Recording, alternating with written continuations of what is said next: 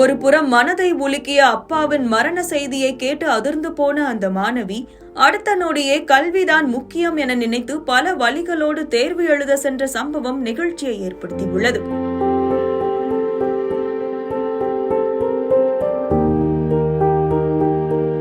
நெல்லை மாவட்டம் விஜயசம்பாடு அருகே உள்ள வடலிவிளை பகுதியைச் சேர்ந்தவர் ஐயாதுரை பானுமதி. இந்த தம்பதிக்கு மதுமிதா என்ற மகள் உள்ளார்.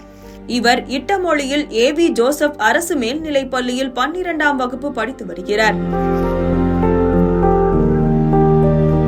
இந்த நிலையில் மாணவி மதுமிதாவின் தந்தையான ஐயாதுரை புற்றுநோயால் பாதிக்கப்பட்டு சிகிச்சை பெற்று வந்த நிலையில் இன்று அதிகாலை பரிதாபமாக உயிரிழந்தார். இன்று மாணவி மதுமிதாவிற்கு பொதுத் தேர்வு இருந்ததால் தந்தை இறந்த துக்கத்திலும் கல்விதான் முக்கியம் என நினைத்த மாணவி கண்ணீரோடு தேர்வு எழுத சென்றார்.